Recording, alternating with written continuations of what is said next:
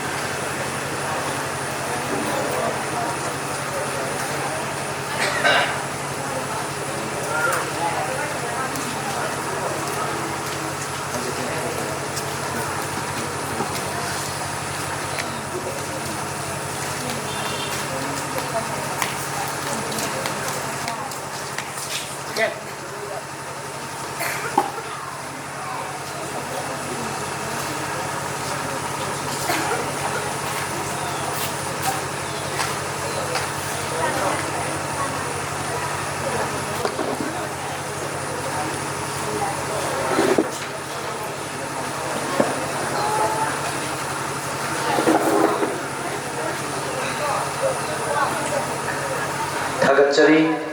ikai kumnal badamatik syaraba uza singna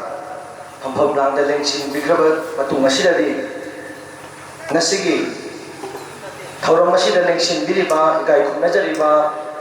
uza sing mafamda matsigi maikei dagi chamlaba kudol pot tambagi tanja domo logjage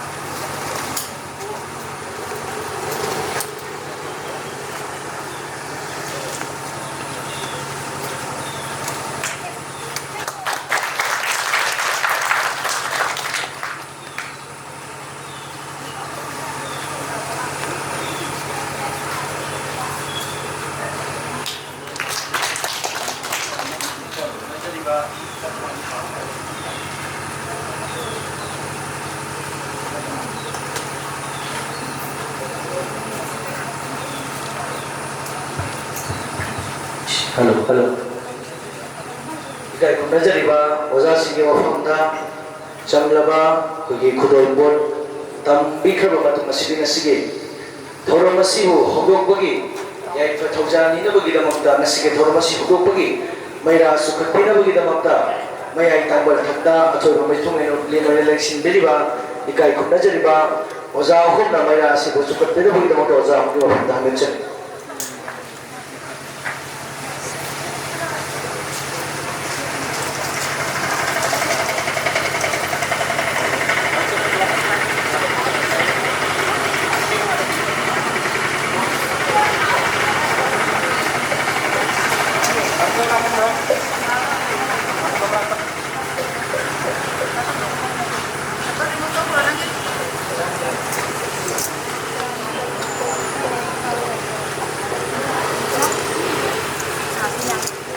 dài lắm.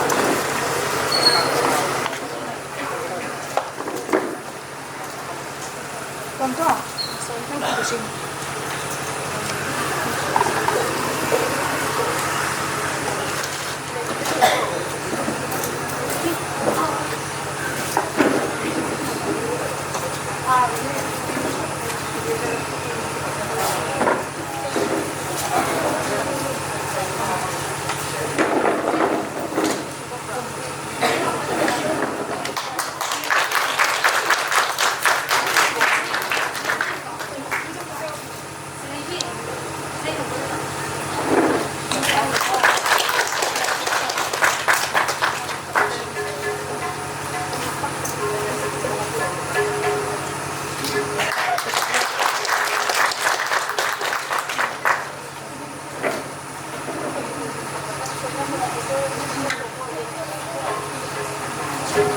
Tagatsari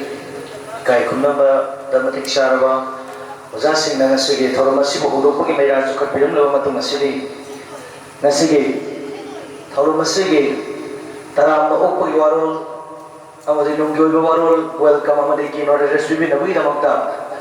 Manipuri Arangpam Development and Cultural Institution ki secretary wena thobu biriba ikai khumna jariba oza khuraizam girani bu ngasigi welcome amadi ki nor recipe na wi damta ozabu ko sinjari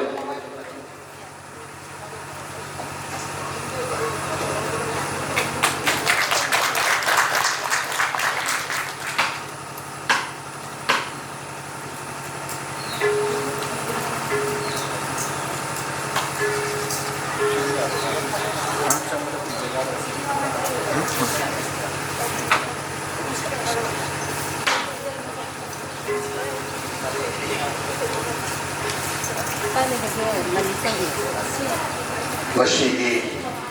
Yaipal Banumi Manipuri Arangpam Development and Cultural Institution Masina Sahi Magi Manunga Pangpok Saba Andaki Sahi Sigoi Hana Pangpok Saba Dungwa Program ni Masih boleh tahu jadi besar Aduh masih Soya Arangpam untuk api na kita mengta Tentang masih konji Baru bendo Mari makin berputus ikut mau naik turun aja tu nak Manipuri Arangpam Development Cultural Institution na hal kurang dari yang mai day masih kerja semula ba kalau masih suai dengan apa nak kita makan atau san lagi itu nak kalau masih pun han itu kita makan han makan Maya tangan terkering cilik tak atau yang itu ni singgung kurang dari ahan dah sehingga sekian lang lensin beli bah Director Jawaharlal Nehru Manipur Dance Academy की Director Shri Jaimu Sar Bila Sukram Bambu Manipur Arangpam Development and Cultural Institution mai kei lagi Tarang Moksari Doina Thalawai Yasi Thamjari Aduga Sigi Matangda Asinga Kaya Abu Kai Tokpiduna Koi Organization Sina Tawjir Betolong Nasi Pun Pan Dina Kani Haiduna Koi Hajar Ruwa Matangda Harauna Koi Haksang Yauna Yabi Atuna Tamsan Lingbi Pa Sing Weski Kumpam Nang Ling Sin Diriba Sri Mayang Mum Kirun Kumar Founder Member Apal Wazam Su Manipuri Arangpam Development and Cultural Institution Masih Mai Kei Kau kurang jari tu nana ꯇꯔꯥꯝꯅ ꯑꯣꯛꯆꯔꯤ ꯊꯥꯒꯠꯄꯗꯨ ꯐꯣꯡꯗꯣꯛꯆꯔꯤ ꯑꯗꯨꯒ ꯁꯤꯒꯤ ꯃꯊꯪꯗ ꯑꯩꯈꯣꯏꯒꯤ Manipuri Arambam development association cultural institution organisation ꯁꯤꯒꯤꯗꯃꯛ ꯑꯣꯏꯅꯗꯤ ꯑꯩꯈꯣꯏꯅ ꯈ꯭ꯋꯥꯏꯗꯒꯤ ꯍꯦꯟꯅ ꯃꯄꯨꯡ ꯑꯣꯏꯅ ꯒꯨꯔꯨ ꯈ꯭ꯋꯥꯏꯗꯒꯤ ꯆꯥꯎꯔꯕꯅꯤ ꯍꯥꯏꯗꯅ ꯑꯩꯈꯣꯏꯅ ꯈꯟꯖꯔꯒ ꯈꯣꯡ ꯁꯣꯛꯅ ꯈꯨꯔꯨꯝꯖꯔꯤꯕ ꯃꯥꯒꯤ ꯃꯍꯩ ꯃꯌꯥꯝ ꯑꯗꯨ ꯁꯥꯇ꯭ꯔ ꯑꯩꯈꯣꯏ ꯂꯩꯔꯤꯕ ꯃꯌꯥꯝ ꯑꯁꯤ ꯇꯝꯕꯤꯔꯒ ꯑꯩꯈꯣꯏ ꯉꯁꯤ ꯃꯤꯌꯥꯝꯒꯤ ꯁꯦꯕꯥ ꯇꯧꯕ ꯐꯪꯖꯔꯤꯕ ꯑꯗꯨꯒꯨꯝꯂꯕ ꯑꯣꯖꯥ ꯏꯕꯨꯡꯉꯣ ꯉꯁꯤꯗꯤ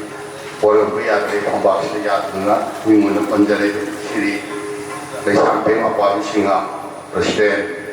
Manipuri Arambam development and cultural institution ꯃꯁꯤꯒꯤ ꯄ꯭ꯔꯁꯤꯗꯦꯟꯕꯨ ꯑꯩꯈꯣꯏꯒꯤ ꯑꯣꯔꯒꯅꯥꯏꯖꯦꯁꯟ ꯑꯁꯤꯒꯤ ꯃꯦꯝꯕꯔ ꯄꯨꯝꯅꯃꯛꯅ ꯈꯣꯡ ꯁꯣꯛꯅꯤꯡꯈꯥꯏ ꯈꯨꯝꯅꯕ ꯅꯣꯛꯆꯔꯤ ꯂꯣꯏꯅꯅ ꯋꯥꯍꯩ ꯑꯗꯨ ꯄꯤꯖꯔꯤ ꯑꯗꯨꯒ ꯂꯣꯏꯅꯅ ꯃꯁꯤꯒꯤ ꯊꯧꯔꯝ ꯑꯁꯤ ꯃꯄꯨꯡ ꯐꯥꯅꯅꯕꯒꯤꯗꯃꯛꯇ ꯂꯦꯡꯕꯤꯔꯛꯂꯤꯕ ꯑꯍꯜ ꯂꯃꯟ ꯂꯥꯏ ꯒꯨꯔꯨꯁꯤꯡ ꯂꯥꯏꯔꯦꯟꯀꯥꯕꯤꯗꯒꯤ ꯌꯥꯎꯕꯤꯔꯦ ꯑꯗꯨꯒ ꯂꯝꯁꯥꯡ ꯕꯖꯥꯔꯗꯒꯤ ꯌꯥꯎꯕꯤꯔꯦ ꯇꯥꯎꯊꯣꯡꯗꯒꯤ ꯌꯥꯎꯕꯤꯔꯦ ꯏꯔꯣꯏ ꯁꯦꯝꯕꯗꯒꯤ ꯌꯥꯎꯕꯤꯔꯦ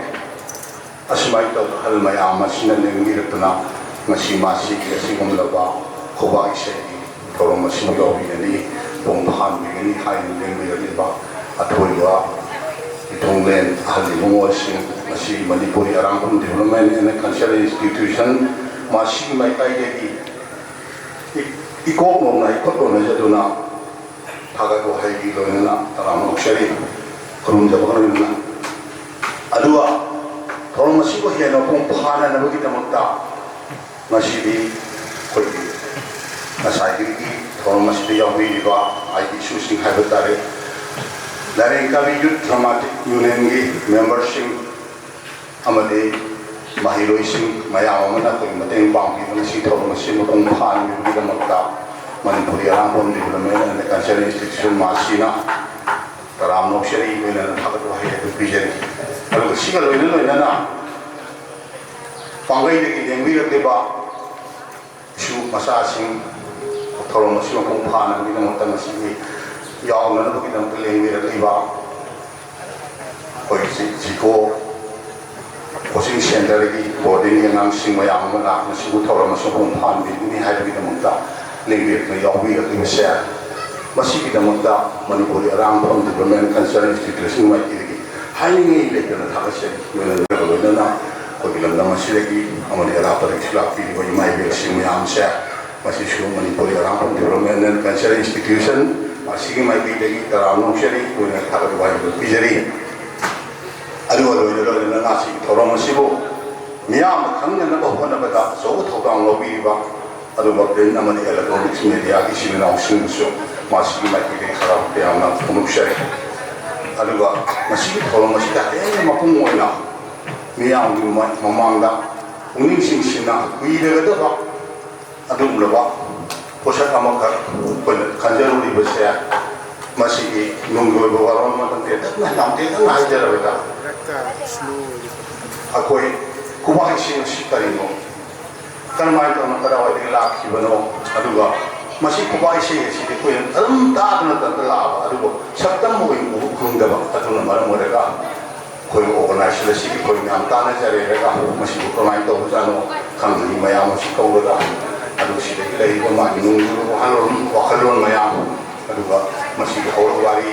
ꯑꯗꯨꯒ ꯃꯁꯤꯒꯤ ꯑꯣꯏꯔꯤꯕ ꯁꯛꯇꯝ ꯑꯁꯦ ꯃꯁꯤꯕꯨ ꯈꯪꯖꯟꯅꯕꯒꯤꯗꯃꯛꯇ ꯑꯩꯈꯣꯏꯅ ꯉꯁꯤ ꯄ꯭ꯔꯣꯒ꯭ꯔꯥꯝ ꯑꯁꯤ ꯁꯤꯟꯖꯔꯒ ꯈꯪꯍꯩꯔꯥꯏꯕ ꯈꯪꯍꯩ ꯃꯌꯥꯝ ꯑꯁꯤ ꯄꯥꯎꯇꯥꯛ ꯀꯌꯥ ꯂꯧꯁꯤꯟꯖꯔꯒ ꯈꯨꯕꯥꯛ ꯏꯁꯩ ꯑꯁꯤ ꯀꯔꯤꯅꯣ ꯍꯥꯏꯕꯗꯨ ꯈꯪꯖꯅꯤꯡꯕꯗꯒꯤ ꯃꯄꯨꯡ ꯑꯣꯏꯅ ꯉꯁꯤꯒꯤ ꯊꯧꯔꯝ ꯑꯁꯤ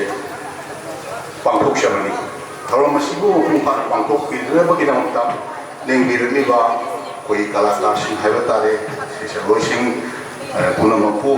ꯃꯁꯤꯒꯤ ꯂꯨꯆꯤꯡꯕ ꯑꯃꯈꯛꯇꯪ ꯍꯥꯏꯔꯒꯗꯤ ꯑꯩꯅ ꯈꯪꯅꯖꯕ ꯑꯃꯈꯛꯇꯪ ꯍꯥꯏꯔꯒꯗꯤ ꯃꯤꯉꯣꯟꯗ ꯄꯟꯖꯔꯒꯦ ꯃꯁꯤ ꯑꯣꯖꯥ ꯃꯌꯥꯝ ꯑꯃ ꯌꯥꯎꯕꯤꯔꯝꯕ ꯌꯥꯏ ꯑꯣꯏꯔꯝꯕ ꯌꯥꯏ ꯅꯍꯥ ꯑꯣꯏꯔꯝꯕ ꯌꯥꯏ ꯑꯗꯨꯕꯨ ꯑꯩꯒꯤ ꯏꯁꯨꯅꯨꯄꯤ ꯑꯟꯖꯂꯤ ꯆꯤꯈꯨꯗꯒꯤ ꯃꯍꯥꯛꯁꯤꯅ ꯑꯆꯧꯕ ꯊꯧꯗꯥꯡ ꯂꯧꯕꯤꯔꯒ ꯃꯁꯤꯒꯤ ꯊꯧꯔꯝ ꯑꯁꯤ ꯄꯥꯡꯊꯣꯛꯄꯤꯕꯅꯤ ꯃꯁꯤꯒꯤꯗꯃꯛꯇ Manipuri Arambam development and cultural institution ꯃꯁꯤꯒꯤ ꯃꯥꯏꯀꯩꯗꯒꯤ ꯏꯁꯨ ꯑꯃꯁꯨꯡ ꯃꯍꯥꯛꯀꯤ ꯑꯣꯖꯥꯁꯤꯡ ꯃꯥꯒꯤ ꯀꯥꯡꯂꯨꯞꯄꯨꯁꯨ ꯍꯥꯏꯅꯤꯡꯉꯥꯏ ꯂꯩꯇꯅ ꯇꯔꯥꯝꯅ ꯑꯣꯛꯆꯔꯤ ꯂꯣꯏꯅꯅ ꯊꯥꯒꯠꯄ ꯋꯥꯍꯩ ꯑꯗꯨ ꯄꯤꯖꯔꯤ ꯊꯣꯏꯗꯣꯛꯅ ꯃꯁꯤꯒꯤ ꯃꯔꯝꯗ ꯌꯥꯝꯅ ꯈꯪꯖꯔꯨꯕ ꯍꯩꯖꯔꯨꯕ ꯌꯥꯝ ꯁꯥꯡꯅ ꯉꯥꯡꯅꯤꯡꯉꯥꯏ ꯋꯥꯐꯝꯁꯨ ꯂꯩꯖꯗ꯭ꯔꯕꯅꯤꯅ ꯃꯌꯥꯝꯕꯨ tara nuksabaga loina tara agado hajabaga loina na ai nungi oibo warol pibase matang sida losendereke pulmaku pulmukere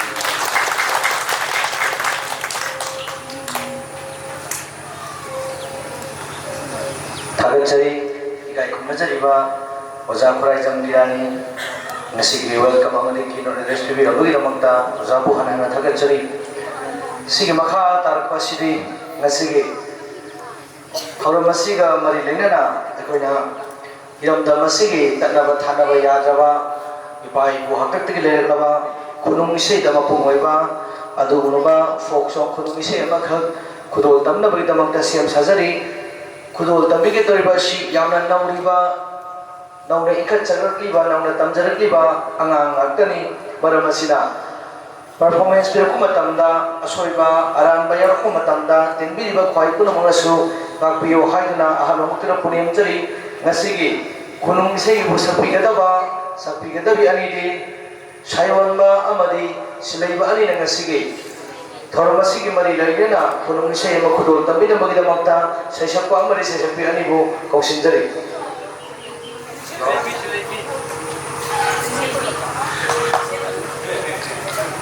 रक्पिगनी सयोनबा अमरि सिलहैबि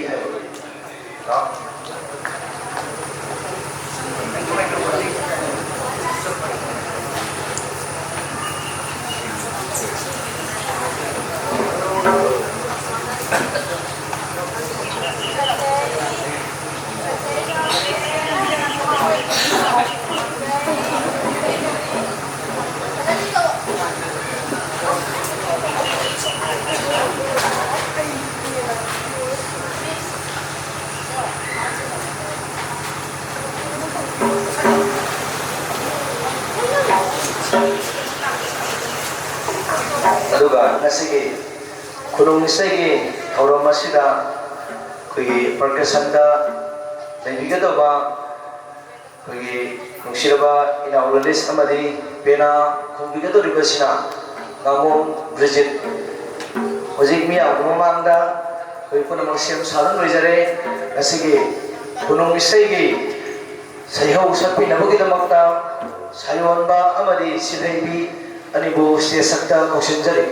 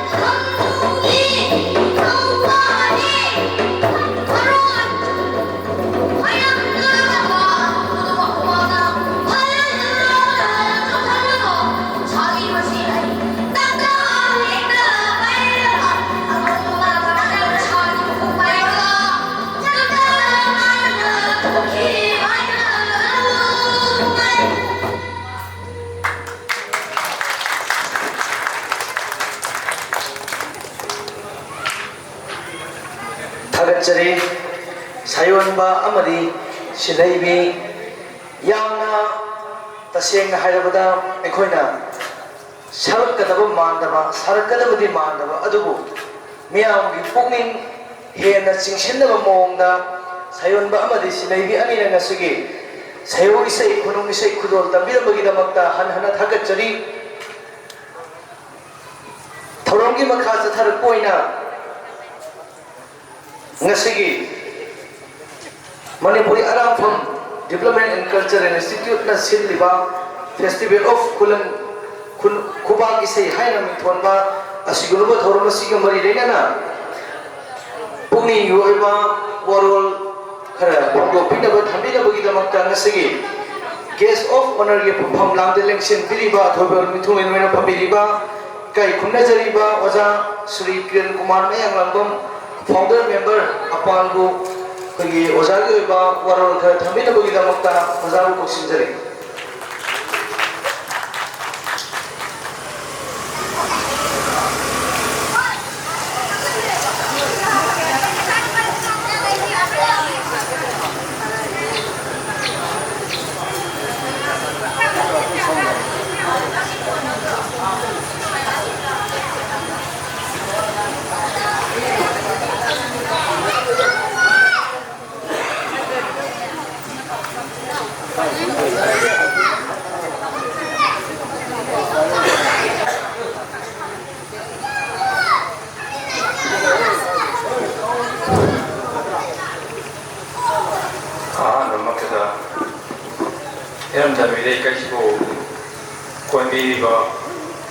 Learning to learn the animal, Tamoy, the Chichens, the Hera, Mashi Manipur Rambam, Development and Conservation Citizen, Makshina, Hisvelo, Tuak Sheki, Seshia Hamba, Nyabamanda, Sapomba, Tamashida, Yaw the Bayati, Haman the Bayati Adana, Tengir River, Kido. Kai kuna bigma shopurba pabak takile tini pamam nanda ninchindira mingwena banjarda Shri Vilas Pambam Jawala Nehru Manipur Dance Academy Director Kai kuna ba Shri Makata Pada President Shri Lesangthem Mapadi Singh President Bakshi Cho Kai kuna ba Shri Luna Venena, Iranda Miraki, Lai Dunga, Pasakava, Masavi, she now says, Myron, Sajasati, Amadi, Press Midiagi, Amadi, Manipuram, Development and Institution, make she, Tower, Economic show, Kaikava, Seri, Makata Pada. Mama Dejo, Haiba, Arambambi, Panda de Viva, Shan Sina, Matam Sang, Wana, Sehi Amata, Matavaletana, Matamatambi, Kodova Tokamarina, Tisre, Namadi, Sinakia, Pantopana, Lagi, Messisu, Adam Pantopana, Lagi. Kuba Ishay Hesi, Masike Yongi, I enjoy the Chitawakitan Sinmania, Simia paper, Simte, Mama, Simia paper, Sim Jadana, we Alan Sing, Kogi, Bamzava, Irishina, Kanavena, I Tokita, Japanese, Tawakitan Sindaki, and Simia, Putoxatre. Although Kuba Ishay, Leshim Misham of the Gay, Haram, Toy Matamdagi, Amadi Numaiba, Todowato, Walker, Pony Numaiba, Matamishida, Iwai in Jimmy, Hamin, Silva Nora, Musi, Sumam Amadi, Mangolam, Sumam Amadi, Mapal, Pressing Bada, Alaman, Maybina, Magi, Satan Bachi, Kayuka, son of a Tata, Yaki, Walker on the sea, the Mulay. Hai lo kwa ise ke hopong gi nung ba dum oya ya tam kya da dum le mami le bom de thoi ni ꯑꯗꯨꯅ ꯃꯁꯤ ꯑꯩꯅ ꯅꯨꯡꯒꯤꯕ ꯋꯥꯈꯜꯂꯣꯟꯁꯤ ꯀꯥꯟꯊꯣꯛꯂꯝꯃꯦ ꯍꯥꯏꯔꯒ ꯉꯁꯤ ꯀꯪꯂꯩꯄꯥꯛ ꯃꯅꯤꯄꯨꯔꯒꯤꯗ ꯂꯩꯔꯤꯕ ꯑꯔꯥꯡꯕꯝ ꯑꯃꯗꯤ ꯄꯣꯡꯂꯤꯕ ꯏꯁꯩ ꯁꯛꯄ ꯏꯁꯩ ꯁꯛꯄꯤ ꯑꯃꯗꯤ ꯈꯪꯅꯨꯡ ꯅꯨꯡꯉꯥꯏꯕ ꯄꯤꯕꯥꯅꯆꯤꯡꯕ ꯄꯤꯕꯥ ꯁꯦꯟꯅꯕ ꯆꯤꯡꯕ ꯊꯋꯥꯏ ꯍꯛꯆꯥꯡ ꯌꯥꯎꯔꯤꯕ ꯑꯥꯔꯠ ꯑꯦꯟ ꯀꯜꯆꯔꯕꯨ ꯌꯣꯛꯈꯠꯂꯤꯕ ꯈ꯭ꯋꯥꯏ ꯄꯨꯝꯅꯃꯛꯀꯤ ꯃꯐꯝꯗ ꯑꯁꯦꯡꯕ ꯑꯩꯈꯣꯏꯒꯤ ꯏꯅꯥꯠ ꯂꯣꯟꯆꯠꯂꯣꯟ ꯑꯁꯤ ꯃꯄꯨꯡ ꯐꯥꯅ ꯊꯝꯕꯤꯔꯝꯒꯦ ꯍꯥꯏꯕꯒꯤ ꯋꯥꯈꯜꯂꯣꯟ ꯑꯗꯨ ꯌꯥꯝꯅ ꯂꯨꯕ ꯁꯤꯟꯐꯝ ꯑꯃꯅꯤ ꯃꯔꯝꯗꯤ ꯍꯧꯖꯤꯛꯁꯤ ꯑꯩꯈꯣꯏꯅ ꯀꯣꯏꯅ ꯆꯠꯄ ꯃꯇꯝꯗ ꯄꯨꯡꯂꯩꯕ ꯏꯁꯩ ꯁꯛꯄꯁꯤꯡ ꯑꯃꯗꯤ ꯑꯔꯥꯡ ꯐꯣꯔꯦꯟꯁꯤꯡ ꯅꯠꯇꯕ ꯅꯍꯥ ꯑꯣꯏꯔꯛꯄ ꯑꯅꯧꯕꯁꯤꯡꯕ ꯃꯈꯣꯏꯁꯤꯡꯁꯤꯒꯤ ꯄꯔꯥꯁꯤꯡ ꯑꯁꯤ ꯑꯍꯜ ꯂꯃꯟ ꯑꯔꯤꯕ ꯃꯇꯝꯗꯒꯤ ꯋꯥꯅ ꯃꯇꯝ ꯆꯪꯅ ꯃꯈꯣꯏꯅ ꯄꯖꯦꯡ ꯍꯤꯠꯇꯨꯅ ꯋꯥꯅ ꯂꯥꯁꯤ ꯀꯌꯥꯝ ꯄꯥꯛꯄꯅ ꯇꯥꯡꯒꯣꯏ ꯁꯤꯟꯕ ꯌꯥꯒꯗꯒꯦ ꯂꯀꯣꯏ ꯁꯤꯟꯕ ꯌꯥꯒꯗꯒꯦ ꯍꯥꯏꯕꯅꯆꯤꯡꯕ ꯄꯣꯠ ꯃꯌꯥꯝ ꯑꯃ ꯃꯈꯣꯏꯅ ꯈꯜꯂꯒ ꯀꯔꯝꯕ ꯃꯇꯝꯗꯒꯤ ꯍꯧꯔꯛꯄ ꯀꯔꯤ ꯀꯔꯤ ꯁꯣꯏꯒꯗꯒꯦ ꯃꯐꯝꯅ ꯀꯗꯥꯏꯗ ꯑꯔꯥꯡꯕꯝꯒꯤ ꯈꯨꯕꯝꯁꯦ ꯊꯝꯒꯗꯒꯦ ꯍꯥꯏꯕꯅꯆꯤꯡꯕ ꯃꯁꯤ ꯃꯃꯥꯡꯗꯁꯨ ꯄꯟꯗꯤ ꯄꯟꯖꯈ꯭ꯔꯦ ꯑꯗꯨꯕꯨ ꯄꯟꯗꯕ ꯌꯥꯗꯕ ꯃꯇꯦꯛ ꯈꯤꯇꯪ ꯄꯟꯖꯕꯗ ꯃꯁꯤꯒꯨꯝꯕ ꯅꯨꯡꯒꯤ ꯑꯣꯏꯕ ꯃꯆꯠ ꯑꯁꯤ ꯈꯔ ꯑꯗꯨꯝ ꯁꯝꯖꯜꯂꯛꯄꯗꯧ ꯇꯧꯏ ꯑꯗꯨꯒ ꯑꯩꯈꯣꯏꯁꯤ ꯄꯣꯛꯄꯗ ꯀꯔꯤꯃꯠꯇ ꯌꯥꯎꯗꯦ ꯍꯟꯈꯤꯕ ꯃꯇꯝꯗꯁꯨ ꯀꯔꯤꯃꯠꯇ ꯌꯥꯎꯗꯅ ꯑꯩꯈꯣই ꯍꯟꯈꯤꯒꯅꯤ ꯑꯗꯨꯅ ꯂꯥꯏ ꯍꯔꯥꯎꯕ ꯍꯥꯏꯕ ꯄꯣꯠꯁꯤ ꯍꯥꯏꯔꯤꯕ ꯈꯨꯋꯥ ꯏꯁꯩꯁꯤꯒꯤ ꯍꯧꯔꯛꯐꯝꯒꯤ ꯅꯨꯡꯒꯤ ꯑꯣꯏꯕ ꯑꯗꯨꯝ ꯀꯣꯌꯥ ꯌꯥꯇꯝ ꯀꯌꯥꯗ ꯑꯗꯨꯝ ꯂꯩꯔꯝꯒꯅꯤ ꯂꯩꯐꯝꯁꯨ ꯊꯣꯛꯏꯗꯅ ꯑꯗꯨꯅ ꯃꯁꯤ ꯑꯩꯅ ꯅꯨꯡꯒꯤ ꯑꯣꯏꯕ ꯋꯥꯈꯜꯂꯣꯟꯁꯤ ꯀꯥꯟꯊꯣꯛꯂꯝꯃꯦ ꯍꯥꯏꯔꯒ ꯉꯁꯤ ꯀꯪꯂꯩꯄꯥꯛ ꯃꯅꯤꯄꯨꯔꯒꯤꯗ ꯂꯩꯔꯤꯕ ꯑꯔꯥꯡꯕꯝ ꯑꯃꯗꯤ ꯄꯣꯡꯂꯤꯕ ꯏꯁꯩ ꯁꯛꯄ ꯏꯁꯩ ꯁꯛꯄꯤ ꯑꯃꯗꯤ ꯈꯪꯅꯨꯡ ꯅꯨꯡꯉꯥꯏꯕ ꯄꯤꯕꯥꯅꯆꯤꯡꯕ ꯄꯤꯕꯥ ꯁꯦꯟꯅꯕ ꯆꯤꯡꯕ ꯊꯋꯥꯏ ꯍꯛꯆꯥꯡ ꯌꯥꯎꯔꯤꯕ ꯑꯥꯔꯠ ꯑꯦꯟ ꯀꯜꯆꯔꯕꯨ ꯌꯣꯛꯈꯠꯂꯤꯕ ꯈ꯭ꯋꯥꯏ ꯄꯨꯝꯅꯃꯛꯀꯤ ꯃꯐꯝꯗ ꯑꯁꯦꯡꯕ ꯑꯩꯈꯣꯏꯒꯤ ꯏꯅꯥꯠ ꯂꯣꯟꯆꯠꯂꯣꯟ ꯑꯁꯤ ꯃꯄꯨꯡ ꯐꯥꯅ ꯊꯝꯕꯤꯔꯝꯒꯦ ꯍꯥꯏꯕꯒꯤ ꯋꯥꯈꯜꯂꯣꯟ ꯑꯗꯨ ꯌꯥꯝꯅ ꯂꯨꯕ ꯁꯤꯟꯐꯝ ꯑꯃꯅꯤ ꯃꯔꯝꯗꯤ ꯍꯧꯖꯤꯛꯁꯤ ꯑꯩꯈꯣꯏꯅ ꯀꯣꯏꯅ ꯆꯠꯄ ꯃꯇꯝꯗ ꯄꯨꯡꯂꯩꯕ ꯏꯁꯩ ꯁꯛꯄꯁꯤꯡ ꯑꯃꯗꯤ ꯑꯔꯥꯡ ꯐꯣꯔꯦꯟꯁꯤꯡ ꯅꯠꯇꯕ ꯅꯍꯥ ꯑꯣꯏꯔꯛꯄ ꯑꯅꯧꯕꯁꯤꯡꯕ ꯃꯈꯣꯏꯁꯤꯡꯁꯤꯒꯤ ꯄꯔꯥꯁꯤꯡ ꯑꯁꯤ ꯑꯍꯜ ꯂꯃꯟ ꯑꯔꯤꯕ ꯃꯇꯝꯗꯒꯤ ꯋꯥꯅ ꯃꯇꯝ ꯆꯪꯅ ꯃꯈꯣꯏꯅ ꯄꯖꯦꯡ ꯍꯤꯠꯇꯨꯅ ꯋꯥꯅ ꯂꯥꯁꯤ ꯀꯌꯥꯝ ꯄꯥꯛꯄꯅ ꯇꯥꯡꯒꯣꯏ ꯁꯤꯟꯕ ꯌꯥꯒꯗꯒꯦ ꯂꯀꯣꯏ ꯁꯤꯟꯕ ꯌꯥꯒꯗꯒꯦ ꯍꯥꯏꯕꯅꯆꯤꯡꯕ ꯄꯣꯠ ꯃꯌꯥꯝ ꯑꯃ ꯃꯈꯣꯏꯅ ꯈꯜꯂꯒ ꯀꯔꯝꯕ ꯃꯇꯝꯗꯒꯤ ꯍꯧꯔꯛꯄ ꯀꯔꯤ ꯀꯔꯤ ꯁꯣꯏꯒꯗꯒꯦ ꯃꯐꯝꯅ ꯀꯗꯥꯏꯗ ꯑꯔꯥꯡꯕꯝꯒꯤ ꯈꯨꯕꯝꯁꯦ ꯊꯝꯒꯗꯒꯦ ꯍꯥꯏꯕꯅꯆꯤꯡꯕ ꯃꯁꯤ ꯃꯃꯥꯡꯗꯁꯨ ꯄꯟꯗꯤ ꯄꯟꯖꯈ꯭ꯔꯦ ꯑꯗꯨꯕꯨ ꯄꯟꯗꯕ ꯌꯥꯗꯕ ꯃꯇꯦꯛ ꯈꯤꯇꯪ ꯄꯟꯖꯕꯗ ꯃꯁꯤꯒꯨꯝꯕ ꯅꯨꯡꯒꯤ ꯑꯣꯏꯕ ꯃꯆꯠ ꯑꯁꯤ ꯈꯔ ꯑꯗꯨꯝ ꯁꯝꯖꯜꯂꯛꯄꯗꯧ ꯇꯧꯏ ꯑꯗꯨꯒ ꯑꯩꯈꯣꯏꯁꯤ ꯄꯣꯛꯄꯗ ꯀꯔꯤꯃꯠꯇ ꯌꯥꯎꯗꯦ हंगिबा मतमसु करिमता यावदना कोई हंगिगनी आदना lai harau hai posi नोंगालंदागी येंगों अरुइबा तिमातम तुहाव उरपगे मतम दैना होरेन थिएंगलबा थोइनेन कोक्सनबा कालेन मधोन मसा मसोगै बिनु कना कना सथोकी हंजलबरा अहिंगे मतम ओशलले हाइदन सिंबा थोइनेन कोक्सनदगी पोंफम असिमकी तंजा असकी मायाइले हराउकी तांका असिमकी मनुंगा लेरिबा वखलोन सनरोन मसी मपुंग फाबामा ओइनबेउता याम मथोकाय अदुबो मसिदगी सनरपा खौबा लाइ हराउगी कानोंजि पोपसिबगी मन मदुम चली अदु होजिकानजिदि माही तमेबसिंजिजो सुम येंबदा अखोइना पामदि पैसादा कोइ पामदे मपुंग फाबा कोइ खुनाइगी अतोतोपा community मयामगी ममांगदा मैतैगी amadi Manipurgi miyawgi asigumba mai masing sana kaur aran kasel asi mapung phana lei hebasi sakta ina bengta yamna mayek singba atumba akoi sana lonsat ama akoi thamba hebasi akoi mapung phai ina khali adugo masi mapung pha masim chalapa sammaga salapasina akoi mamai thangadi akoi sanbi asi mangki kada ina pakhali ramdi hujikam ji ahan sing khangna hi myam sina sahi question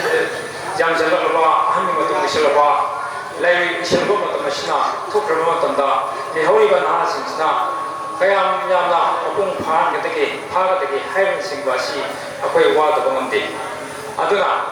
pungge bi dungai sei sakal dungai ya ini dia koina sona pung mayaida sangpa matum masirsu iman manataba haibati karan karan mapum da hana matham manauna na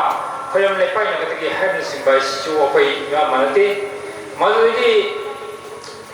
paisa thawaki matang dusu aduma khara dum khenabaki koi mami se dum oi ira iswan tawki man dusu adum khara khenaba dum oi adagi sei sapi sing dusu aduma dum khara dum khenaba lei adagi lohong mana sing bai yang lu kraba akogi malian le siam pa mission pa asidu akogi kaina sinaga dobiba mamum sinaga dobiba asidu masih matang sahi yamate phijeki matang amade sel amade mari singba asi kalai kalai de horokno haina singba asi jo koi yang tuna koi khamina mathok tai aduga hayom pota pese pota yawi go process ski magi nung goiba wa to china kari kari hari no haina singba aduga pauli yam pa na singba koi khalba mampo masih koi da makan tari tongna lei hai ba masih wa thongna kai no ahama lai kali bisna kai no loi salakada kwa tanga makali bisna kai hai no hai bin simba askumba madudagi ye na leiba pare oi hanba anti-clockwise ki magi nung goiba wakhalam kai hai no hai bin simba adi dibas sina basu masi mana gari si bisna yari be yadira aduga magi phiji mokhami ye na la bisna tarmatang ki wan thono aduga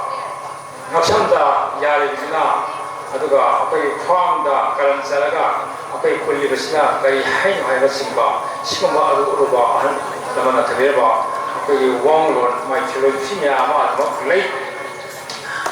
manlige apai pesa thabagi matang su masi hojikti masi ahal naman jisu hangde anya masasna tan tan tha tha sabai tai mai bu khang khang haire ga sabai tare asiguma kosi khangna kana haine saki ga oigadi akai culture mapung phawa yamna sakatpa ato pamti lebak singi mama mi yam chok singai di walaman maligi akai singum maiba baitang sengba sisu hoji mama ga hokraba allai sumurba aiba khang maya masu akai de lairi bi na thukre kasingsu ahal khang maya ma lairi adwa anauba naha maya ma thori nasijina makoi makoi parasing madi makoi makoi oja lamjing namta kan sing pure singba makoi da awat ba ama leibra natrana laile singna kai haina haina singbi singman nungui ba ko powaron kya sima kai kitang ne ba wat pra haibudi pola mai seng seng sungbu da hai priya da aduna akoi na masi ari makai di khang khang de si dane minarga akoi dia apun ba khajaba wakhalon ma othopinaga akoi kun kuna samina ba hoyagadi akoi hen ji bang phaba aduba aruba akoi sinpham akoi halaman thaneba aduba akoi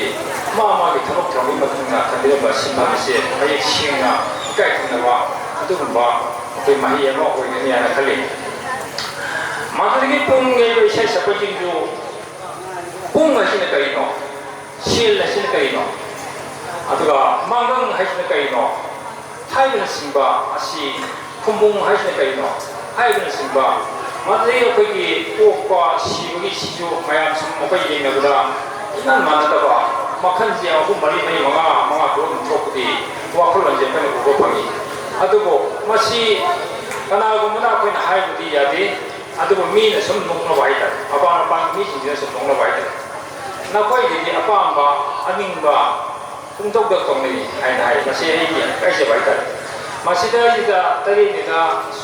ꯁꯣꯔꯥ ꯁꯣꯟꯕ ꯂꯥꯟ ꯊꯧꯔꯝ ꯃꯁꯤ ꯍꯤꯟꯗꯨꯒꯤꯁꯨ ꯉꯥꯏꯔꯦ ꯑꯩꯈꯣꯏꯒꯤꯁꯨ ꯉꯥꯏꯔꯦ ꯑꯗꯨꯝ ꯊꯥꯗꯦꯅꯤ ꯑꯍꯟꯁꯤꯅ ꯑꯉꯥꯡꯒꯤ ꯂꯥꯏ ꯁꯣꯔꯥꯠ ꯀꯥꯏꯅ ꯑꯗꯨꯝ ꯂꯩꯔꯤ ꯑꯩꯈꯣꯏ ꯃꯗꯨ ꯑꯩꯈꯣꯏ ꯀꯥꯡꯊꯣꯛꯇꯦ ꯅꯨꯃꯤꯠ ꯇꯔꯦꯠꯅꯤ ꯍꯥꯏꯔꯤꯕ ꯅꯨꯃꯤꯠ ꯇꯔꯦꯠ ꯀꯕꯨ ꯃꯁꯤꯡ ꯇꯔꯦꯠ ꯑꯩꯈꯣꯏ ꯑꯗꯨꯝ ꯀꯥꯡꯊꯣꯛꯇꯦ ꯃꯥꯂꯦꯝ ꯏꯃꯥꯒꯤ ꯈꯣꯡꯀꯥꯞ ꯂꯥꯛꯄꯒꯤ ꯆꯠꯅ ꯀꯥꯡꯂꯣꯟ ꯂꯩꯐꯝꯅꯆꯤꯡꯕ ꯑꯩꯈꯣꯏ ꯀꯥꯡꯊꯣꯛꯇꯦ ꯑꯗꯨꯒ ꯏꯄꯥꯟ ꯊꯥꯕ ꯇꯧ ꯏꯄꯥꯟ ꯊꯥꯕ ꯑꯩꯈꯣꯏ ꯃꯁꯤꯒꯤ ꯅꯨꯡꯒꯤ ꯑꯣꯏꯕ ꯋꯥꯍꯟꯊꯣꯛ ꯑꯩꯈꯣꯏ ꯀꯥꯡꯊꯣꯛꯇꯦ ꯃꯗꯨꯗꯒꯤ ꯇꯔꯦꯠꯅꯤꯒꯤ ꯀꯥꯡꯂꯣꯟ ꯀꯥꯡꯊꯣꯛꯇꯦ ꯑꯗꯨꯒ ꯑꯩꯈꯣꯏꯒꯤ ꯇꯔꯥꯅꯤ ꯁꯤꯟꯕꯒꯤ ꯃꯥꯒꯤ ꯈꯣꯡꯆꯠ ꯑꯩꯈꯣꯏ ꯀꯥꯡꯊꯣꯛꯇꯦ ꯇꯔꯥꯃꯥꯊꯣꯏꯒꯤ ꯂꯥꯟ ꯊꯧꯒꯤ ꯈꯣꯡꯆꯠ ꯑꯩꯈꯣꯏ ꯀꯥꯡꯊꯣꯛꯇꯦ ꯇꯔꯥꯅꯤꯊꯣꯏ ꯁꯨꯕ ꯆꯍꯤ ꯐꯥꯔꯛꯄꯒꯤ ꯋꯥꯈꯜꯂꯣꯟ ꯆꯤꯡꯁꯤꯜꯂꯒ ꯃꯁꯤꯒꯤ ꯈꯨꯃꯟ ꯊꯣꯏꯅꯆꯤꯡꯕ ꯃꯥꯒꯤ ꯃꯊꯧ ꯃꯉꯝ ꯄꯥꯡꯊꯣꯛꯄꯒꯤ ꯑꯩꯈꯣই ꯀꯥꯡꯂꯣꯟ ꯀꯥꯡꯊꯣꯛꯇꯦ ꯆꯨꯝꯅ ꯑꯗꯨꯝ ꯆꯠꯅꯕ ꯑꯩꯈꯣꯏ ꯍꯣꯠꯅꯩ ꯑꯗꯨꯕꯨ ꯍꯧꯖꯤꯛ ꯑꯩꯈꯣꯏꯅ ꯈꯝꯅꯨꯡ ꯃꯥꯏꯕꯅꯁꯨ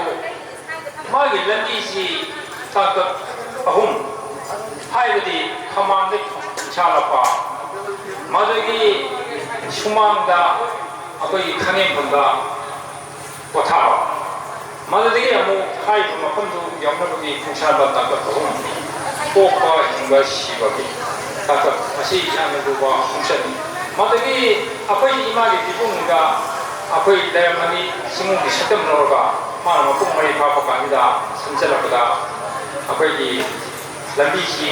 ꯃꯊꯛꯇ ꯆꯠꯀꯗꯕꯅꯤ ꯃꯈꯥ ꯆꯠꯀꯗꯕꯅꯤ ꯍꯥꯏꯕꯒꯤ ꯋꯥꯈꯜꯂꯣꯟꯗ ꯀꯣꯛꯅ ꯂꯥꯛꯄ ꯍꯥꯏꯇꯥꯔꯦ ꯃꯁꯤ ꯎꯆꯦꯛ ꯁꯨꯀꯥꯃꯨ ꯂꯩꯀꯥꯎꯅꯆꯤꯡꯕ ꯀꯌꯥꯅꯆꯤꯡꯕꯗ ꯑꯗꯨꯝ ꯃꯁꯤꯒꯤ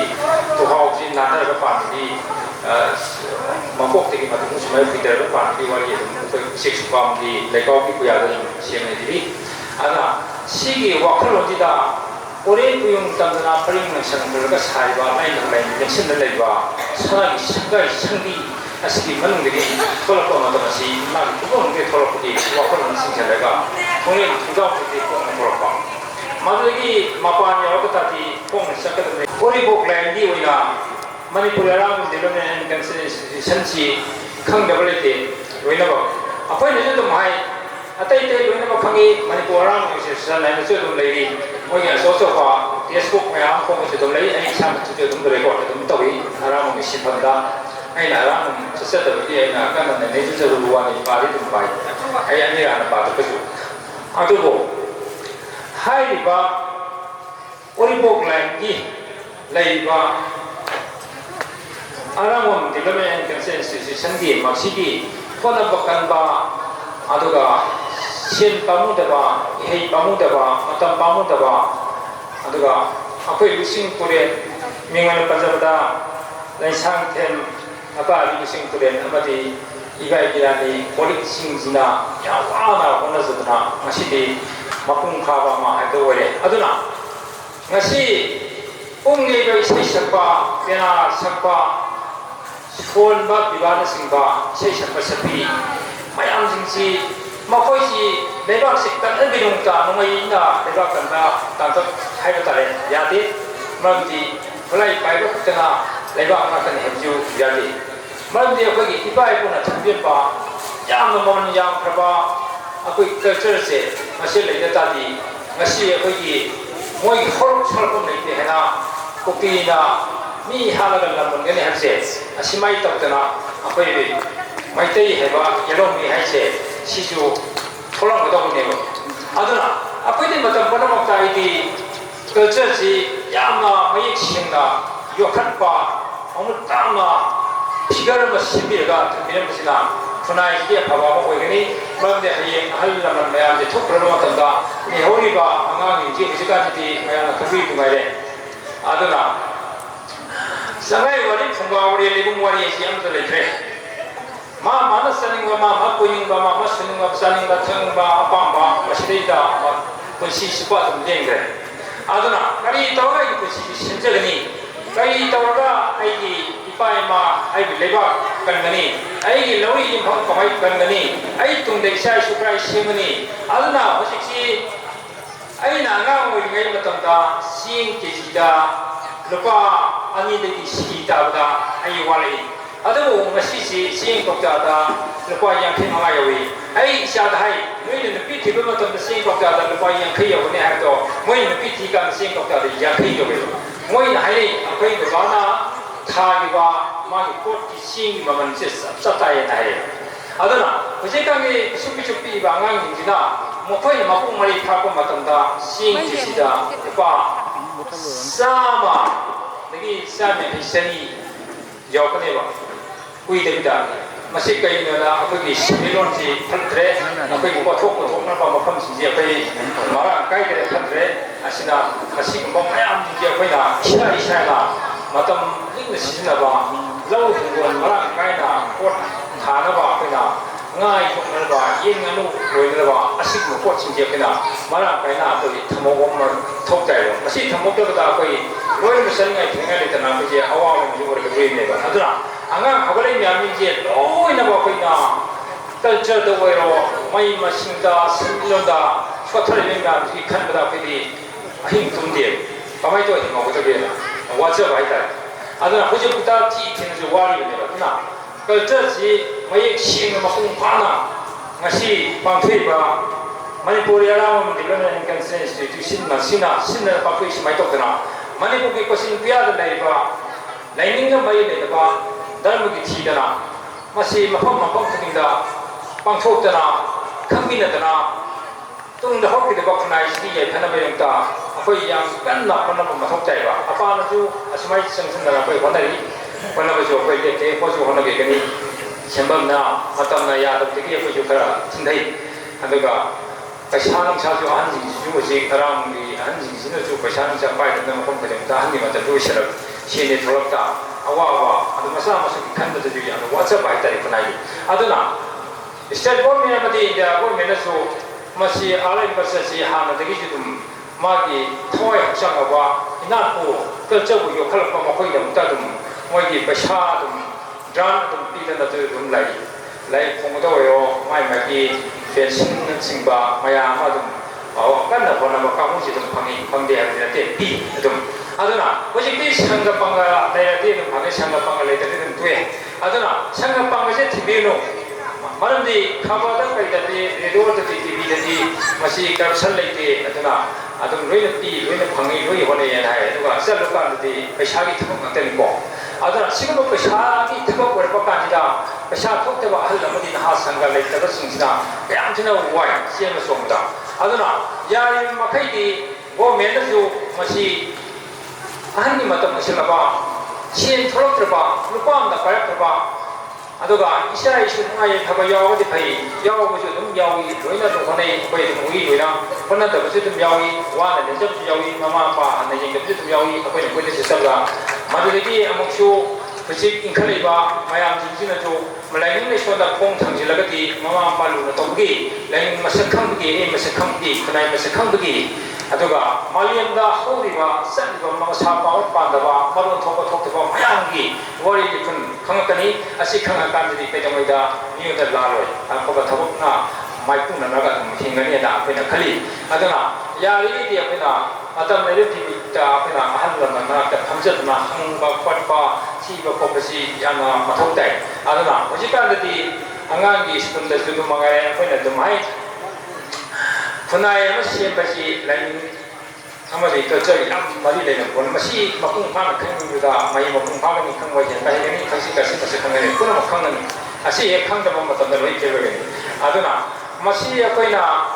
Pamjabati. Iba, original, Sheshapo, original, Pungego, original, Piana, original, Wari Liga, original, Aram, Simba, original, Single Migrant, Single, original, Makoy, Kushi, Wana, Panasapa, Tumbasawa, do Traina, Kumba, and think the Ton Marie, Mangawamba, Torenka, to Mamakoiti, Sudan, Talapaika, fight the two Wama, and Hangavida, pick up the Passama de Tati. Aduga, I think that the Lupa Sintara began. On the byway that I knew the bar, the one was showing away, inside the bar, 7 Miami Marta, Tumbasava Kandana, Viva, Adumba, Simon Maiba, all the Sabueva, Junsa Kandana, Toneba, around from Amati, Swanbatan, Pungi, Sisapianas, Simba, Sisapasapi, Simon Maiba, Mapoiti, Tana, and India. Adana, Masiba finally later, Masi. hui hoktung ama swai siga data lek to adamai data lek ne ba wan di culture lek ro ba aduna culture yo khale bi ka no hai je ko na mo na thir ka yo khale ba misak sing si ya ko na ya na aman ya na ta na elu le na ko na khandi ga ba ni aduna go mi ni sa te ke su hai bi si ka sa tholok ta no ta da awa ma sa ko kitang ko sa ba nuai na phia tu ka na lai loi ki na ba jam ta matam ti lam matam khado adai da akoi ki ma gi mai sin ana bu ki pension ti bu ki sana bi si jo state government ti ya ko mina ma si sin ju si sin de ha ji de ma mang na je ga kona ba kan na phang kona da no tu aduga kona lo ko ju sang ga le ju ya de aduga sang ga phang gi ma thau ta de da ma koi si sin ba mi ni sang mi da na phang mi na da bu ki wa khan lo ju tham bi nãy hiện tại cái này là tham dự hay là ngày sinh mặc sinh cái gì festival on qua sinh gì tham gia sẽ đâu ra media cái tham gia và phong cách phong tình đó giống như bây giờ họ làm gì hay là phong cách gì đó là họ chỉ có cái là chú này nó lại đó là hàng tập cái gì này nên chúng ta Pijay sasa masakan betare, wang sana masakan betare, simbang masakan betare, pai bapa suklai di masakan betare, aduga, saya bas foreign di, mungkin di orang tu masakan betare, masih mai tahu tentang apa yang mana apa fungsi nama, semina tu na, apa yang sinsak ngap tu na, apa yang sahih tu sah tu ba, silai tu ba, sin tu ba, asyik mana singwa. Kona maksi kami na dehaga, ako'y punna mating leiba adumba ako'y matung haba ipana punati alay kasase, ako'y apon sana tungi kanaga, ako'y manipuji da leiba dharma gi thida bida, loy ko na bida na adumba mapung haba punai selor matambiran ji haba wapon ji thamjaraga haining mati mayam de matam maya tabuga कोई dice tension भी बा lump आरा पद जुयावी हन जुवा बा आरा पद जुयावी बा line super बा पास में कोई पुछल बा मदी मासलरी बोछल बा अदे बेसी नाउ से सल कोन मदी कोई ए याम से बा तबम दाइ सिंग दे जुम ले बा कोई लाइन का डिशन कोई पांगै दो जे बा रजिता मदी आगी पुरबा नाउ जिबो Atang pangita apa na nasi yokat na apa yang dia laksanakan ni, magi malam dah bersih, malam di panai pun nasi, kemudian tunggi thori gua punai jinje, yokat tapi jadi kan tapi jadi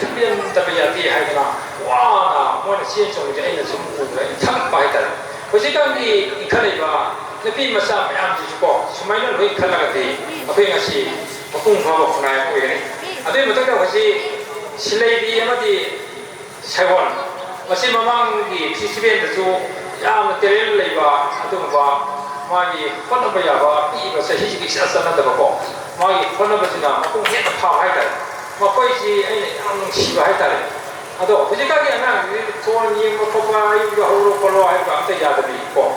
mata kita ni macam tumbal sana ni macam caba, pon ni macam ni apa ni macam tawa, awi bayar, ada koi siapa siapa itu apa yang leba. Aduna masih belum mayam je lagi bersina apa yang tunggu sekolah kerja, kono boleh awal boleh ini aduna. Jadi makai dia kerja, angang masa sendiri mahi tak pergi pa, pergi mai tak pergi kong ham pergi, pergi salam dari pergi, mana dari tabak subuh pergi, sekolah pergi, ada itu pergi kota pergi, makai student ni ama kerja, siapa yang sekolah tu juga jangan siapa yang masuk day, apa ikut dengan siapa jadi. Aduna sekolah tadi mama pasang Nalu na kualiti makoy niyo. Ano na, makoy na para paket na putar, tapos putar putar itu.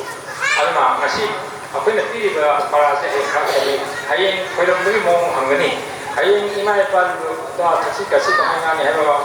ti kamay sili, lai kamay thali. Hayeng na kamay thali dang kamay thali hayeng simba. Polik tinggi, termatan tinggi, termatan wajib hai musimba, masih nampak pokok kaya masuk tambi gam masuk tay, masih het tam apa matam dapat pun naik itu ini ba. Aduna masih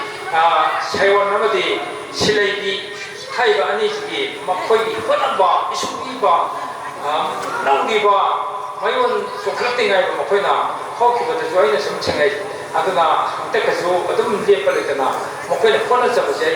저것서 발달해 아이 뭐 꾸민다 양치봐 깜빙봐 허나서봐 그게 통하게 어떤 범죄 마이 바꿔는 그 매형들도 모르겠어 아드나 아이게 띠엔셀라 것이다 냉비를 리바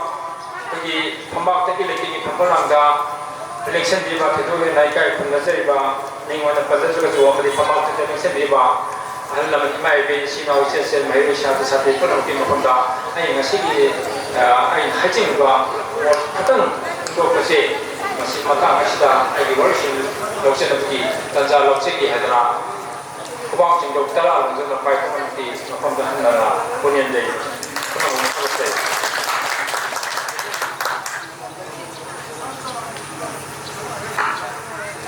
다급자리 이제 아까 오늘 거기 무심부림 룹시기 바봉 바비 이거는 빠져보다 야티암즈데 아주 나 실랑 이제 그땅 마팅 오전나 봐야되나 내가 빨리 시간이 그땅 이 마팅 만들어야 되나 혹시 무심부림다 신을 쓰게 해야 되나 냉배를 보는 게 못한다 아야부로 제를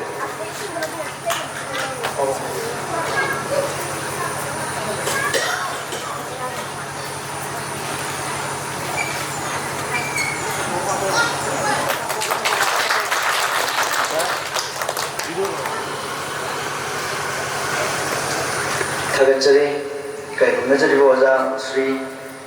Kiran Kumar Mayang Lambang Founder Member Apal Yamna Madik Jumlaba Amadi Nasigi Mirol Singha Tasim Bada Kanjil Mubada Aduki Madik Kadaraba Mapal Naidraba Pakta Kayama Pubi Rambagi Damaktasu Hana Thagat Fondok Jari Kugi Makhata Pasiri Nasigi May Tangal Tapta Athoiba Mitong Nengoyan Sing Bidiba Koi Koi Pudamona Ikai Kumnazariba Ikai Kumnazariba Oza Ningmoy Hangajar Abla Sri Vilas Potambam Director Jawaharlal Nehru Manipur Dance Academy Ikai Kumnazariba Ozana Nasigi Thoromasiga Marilena Nawa Khara Thamida Bagida Mokta Oza Bukoshajar